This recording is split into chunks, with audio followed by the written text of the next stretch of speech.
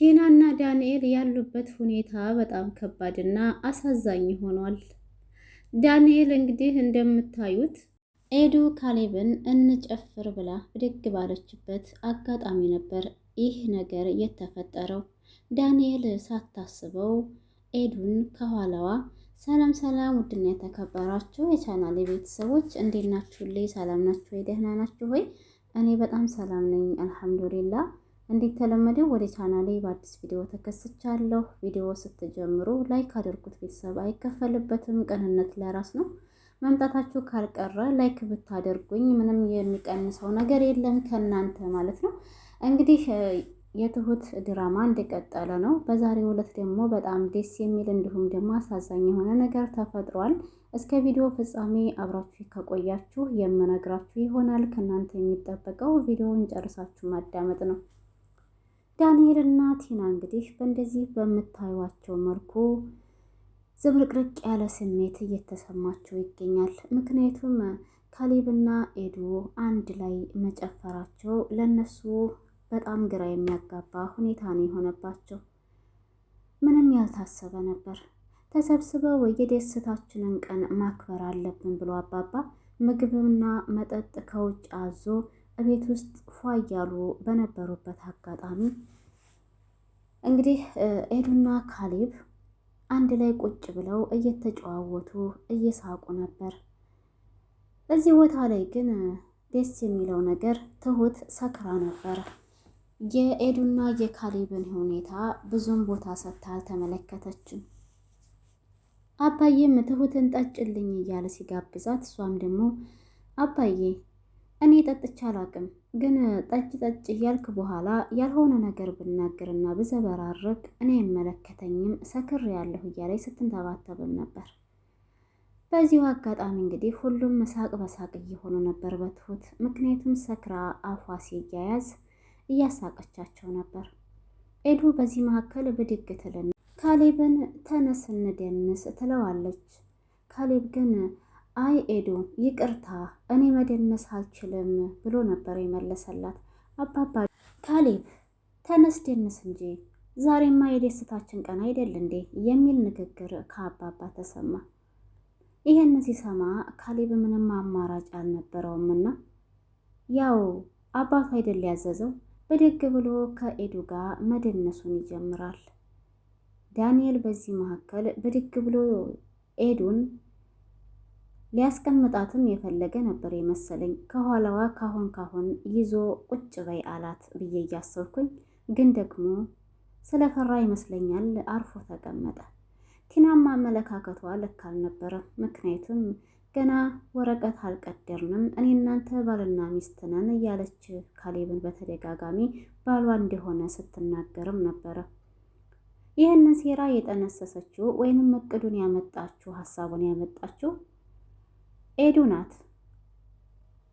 ከዚህ በፊት አባባ ከዳንኤል ጋር እንደምንም ብሎ አስታርቋት ነበር።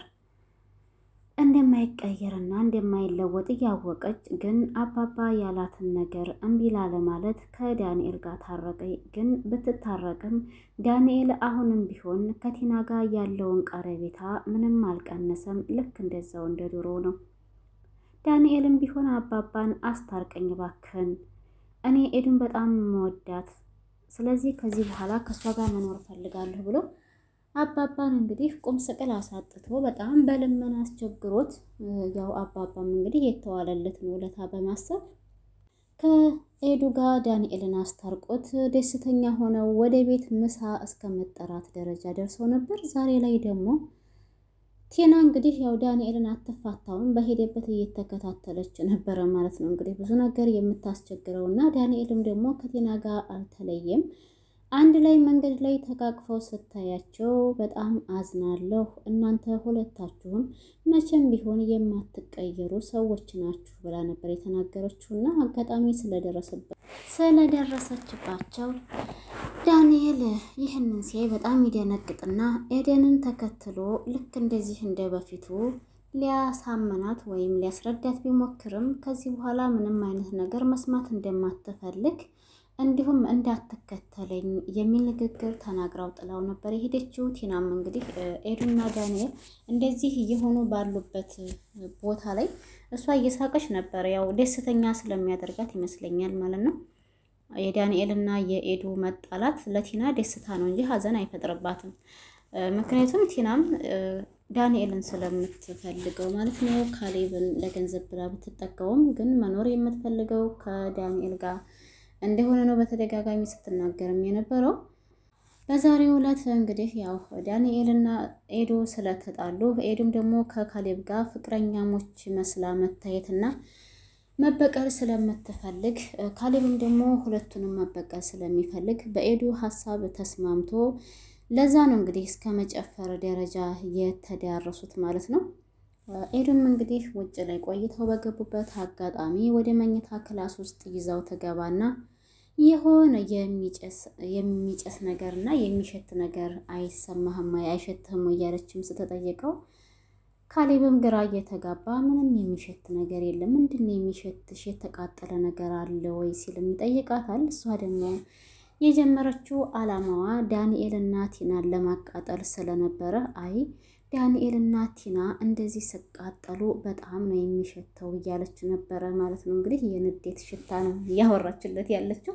ካሌብም አንቺማ ስራውን በደንብ አድርገሽ እየሰራሽ ነው እያላት ነበር። ምክንያቱም ከዚህ በፊት እንግዲህ ዳንኤል በኤዱ ላይ በህይወቷ ላይ ሲጫወት እንዲሁም በካሌብ ላይ በህይወቱ ላይ ሲጫወት ስለነበረ እነሱ ደግሞ ዛሬ ላይ ካሌብም ሚስት የለውም፣ ኤዱም ደግሞ ፍቅረኛዋ ጋር ተጣልታለች። ስለዚህ ያላት አማራጭ ከካሌብ ጋር አንድ ላይ ሆና መበቀልን አስባለች።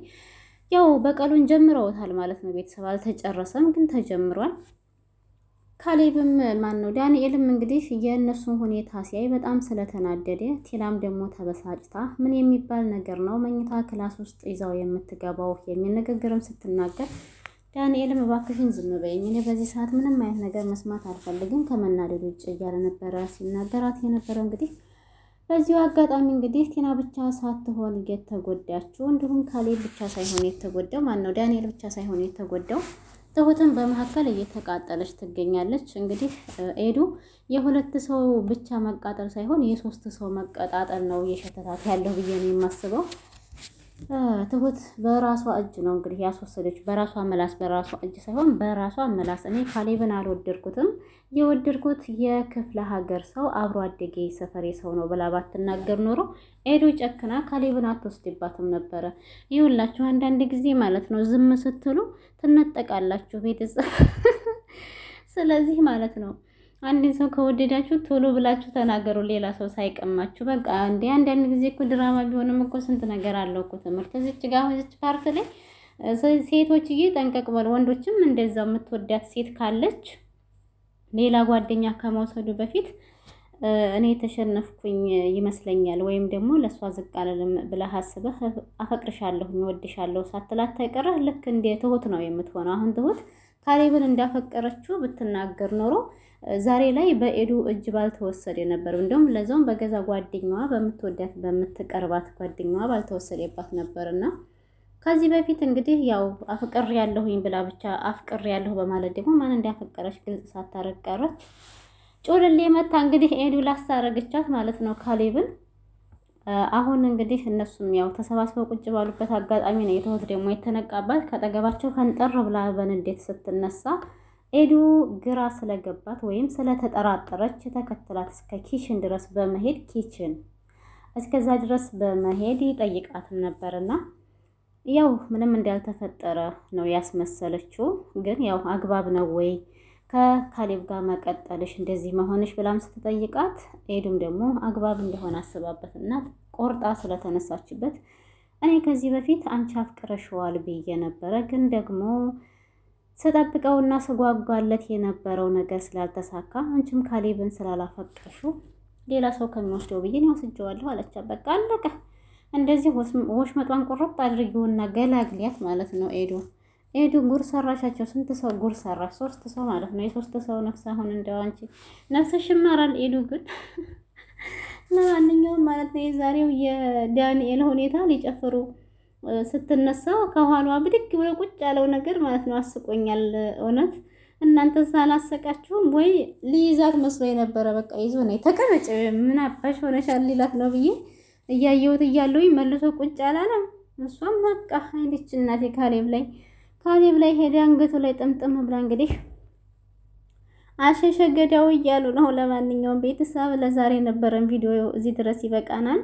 ከተመቻችሁ ላይክ፣ ሼር፣ ሰብስክራይብ ማድረጋችሁን አትርሱ። እንደኔ ገልፈጥፈጥ እያላችሁ እዩት ማለት ነው ድራማውን፣ ምክንያቱም የሚያስገለፍጥ ስለሆነ እኔም ራሴ ያው ስንተባተብ እርግጠኛ ነኝ ያስገለፍጣችኋለሁ፣ አስቃችኋለሁኝ። እንደው ተብታባ የሆንኩ ልጅ ሆንኩኝ። አማርኛ ቋንቋ የሆነው ግን ልጅ እንደምንተባተብ ማአድሪ። ለማንኛውም ላይክ አድርጉ እሺ።